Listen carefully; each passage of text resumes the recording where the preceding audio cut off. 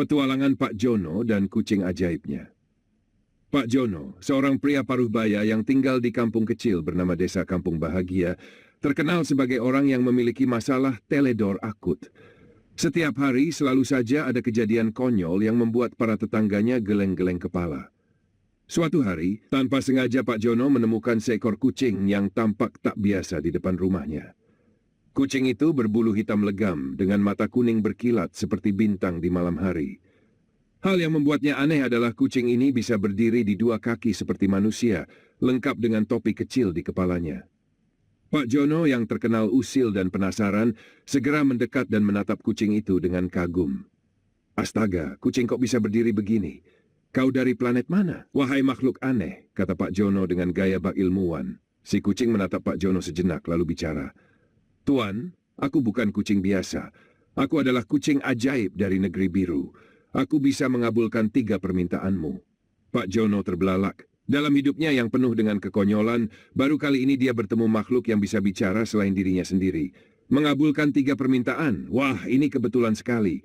Aku memang butuh bantuan, nak kucing, seru Pak Jono bersemangat. Baiklah, kata si kucing ajaib sambil menganggukkan kepala. Apa permintaan pertamamu?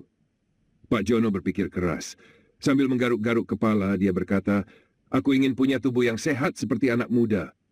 Si kucing ajaib mengedipkan mata dan tiba-tiba Pak Jono merasa tubuhnya segar bugar. Otot-ototnya yang dulu lemas kini terasa kencang dan punggungnya yang sering sakit kini lurus tanpa nyeri. Wah, luar biasa. Aku seperti Pak Jono muda lagi. Seru Pak Jono sambil melakukan beberapa gerakan konyol seperti menendang udara dan meloncat-loncat. Para tetangganya yang melihat hanya bisa tertawa dan menganggap Pak Jono sedang kerasukan energi mudanya yang kembali. Setelah puas melompat-lompat, Pak Jono mulai berpikir tentang permintaan kedua. Dengan tatapan serius, dia berkata, aku ingin punya banyak uang, biar hidupku tidak susah lagi. Si kucing ajaib mengedipkan mata lagi. Dalam sekejap, rumah Pak Jono berubah menjadi gudang penuh dengan tumpukan uang kertas dan emas batangan. Pak Jono hampir pingsan melihat kekayaannya yang tiba-tiba melimpah. Tapi karena terlalu bersemangat, dia langsung loncat ke tumpukan uang itu dan berteriak, aku kaya! Aku kaya! Namun, kegembiraan Pak Jono hanya bertahan sebentar, karena tiba-tiba pintu rumahnya diketuk dengan keras. Para tetangga dan petugas pajak sudah mendengar berita kekayaan Pak Jono, dan mereka berbondong-bondong datang meminta bantuan atau bagi-bagi rejeki. Pak Jono yang baik hati akhirnya memberi sebagian besar uangnya kepada mereka, dan dalam sekejap harta yang baru saja didapatnya lenyap. Ya, uang memang tidak bisa bertahan lama di tanganku, kata Pak Jono sambil menghela napas. Tapi dia tidak sedih, karena masih ada satu permintaan lagi. Kucing ajaib, untuk permintaan ketiga aku ingin... Pak Jono berpikir keras. Aku ingin menjadi orang paling pintar di dunia, biar tidak ada yang bisa menipuku lagi. Si kucing ajaib mengedipkan mata untuk yang ketiga kalinya. Dalam sekejap, otak Pak Jono dipenuhi dengan pengetahuan dari seluruh dunia. Dia mulai merasa seperti jenius, dan bahkan berbicara dengan bahasa yang rumit dan sulit dipahami oleh orang lain. Namun ternyata otak jeniusnya malah membuatnya menjadi terlalu perfeksionis.